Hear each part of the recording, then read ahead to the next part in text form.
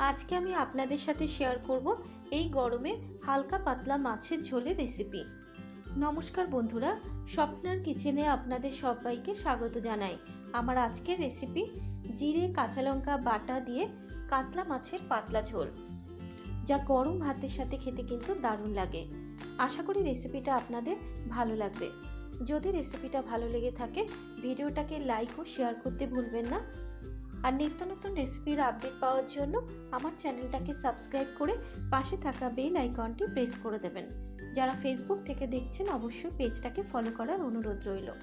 তাহলে দেখে নেওয়া যাক আমি কিভাবে খুব সহজে জিরে কাঁচা লঙ্কা বাটা দিয়ে কাতলা মাছের পাতলা ঝোলটা বানাই।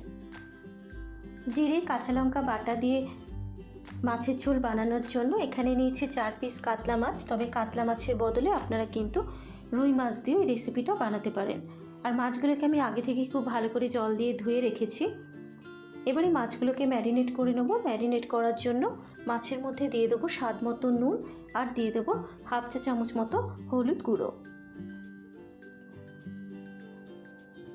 নুন আর হলুদ গুঁড়ো দেবার পর এবার মাছের দুপিটি খুব ভালো করে মেখে নেব, যাতে মাছের মধ্যে নুনটা খুব ভালো মতো ঢুকে যায়। 4টি মাছই নুন হলুদ দিয়ে মেখে নেওয়া হয়ে গেছে। এভাবে মাছটাকে 10 থেকে 15 মিনিট মতো রেখে দেব। এবারে মাছের ঝোল বানানোর জন্য এখানে আমি কিছু সবজি নিয়েছি। এখানে একটা মাঝারি সাইজের আলুকে লম্বা টুকরো করে কেটে নিয়েছি।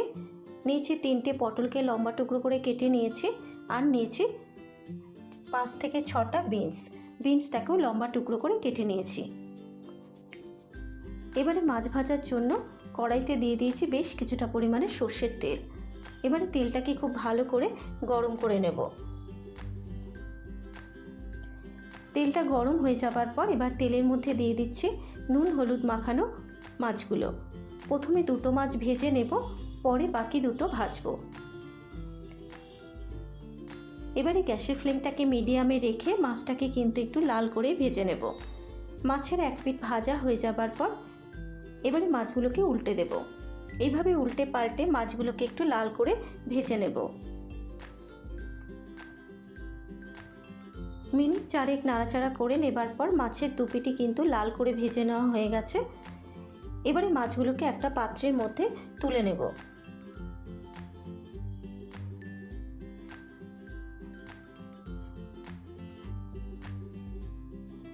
দুটো মাছ ভেজে তুলে নেবার পর ওই একই তেলে কিন্তু বাকি মাছগুলোকেও ওই একইভাবে লাল করে ভেজে নেব।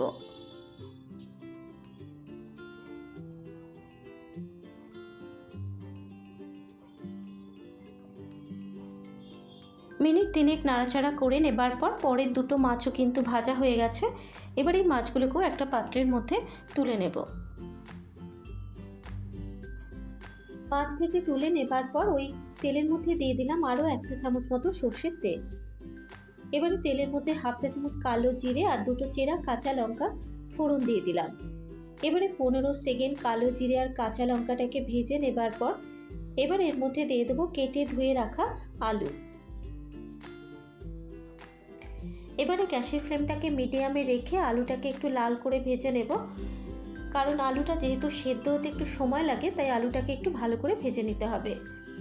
এবার আলুর মধ্যে দেব হাফ চা চামচ মতো নুন আর দিয়ে দেবো হাফ চা চামচ হলুদ গুঁড়ো। নুন আর হলুদ গুঁড়ো দেবার পর আলুর সাথে মিশিয়ে নিয়ে আলুটাকে খুব ভালো করে ভেজে নেব।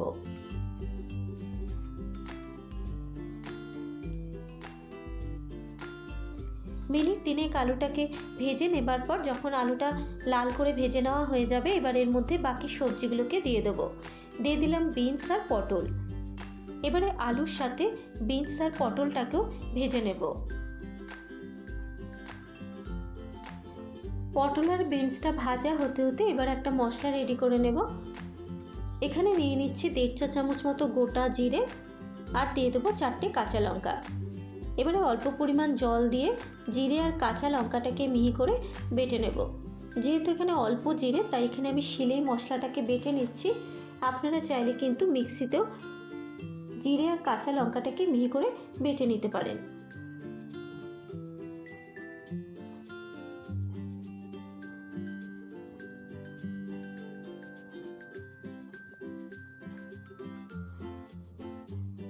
মাছের ঝোলের জন্য কিন্তু জিরে আর কাঁচা লঙ্কাটাকে আমি মিহি করে বেটে নিয়েছি। মশলাটা বেটে নেবার পর এবার পটল আর বিনসটাও কিন্তু খুব ভালো মতো ভাজা হয়ে গেছে। এবার এর মধ্যে দিয়ে দেবো হাফ চা চামচ আদা বাটা। আদা বাটাটা দেবার পর এবার সবজির সাথে মিশিয়ে নিয়ে 1 মিনিট আদা বাটাটাকেও ভেজে নেব, যতক্ষণ না আদার কাঁচা গন্ধটা চলে যাচ্ছে।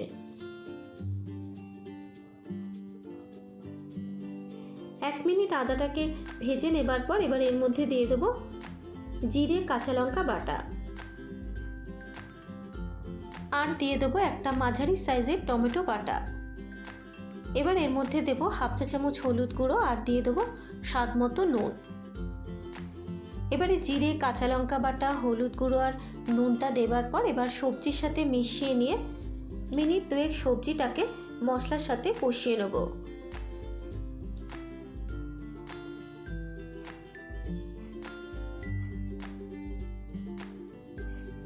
মিনিট 2 সবজিটা মশলার সাথে কষানো হয়ে যাবার পর এবার এর মধ্যে ঝোলের জন্য দিয়ে দেবো পরিমাণ মতো গরম জল।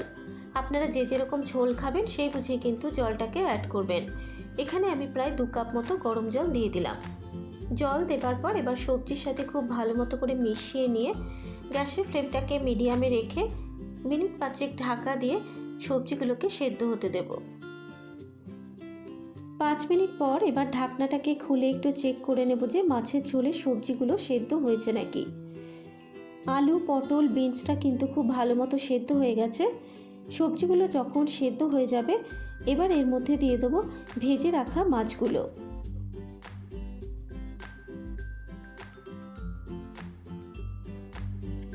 মাছগুলো দেবার পর এবার এর মধ্যে দেবো 3টে গোটা কাঁচা লঙ্কা, তবে ঝালটা কিন্তু আপনারা আপনাদের নিজেদের স্বাদ অনুসারে অ্যাড করবেন।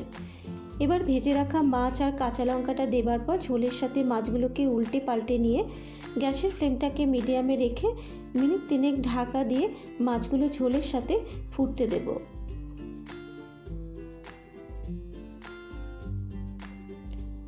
3 মিনিট পর এবার ঢাকনাটাকে খুলে দিলাম।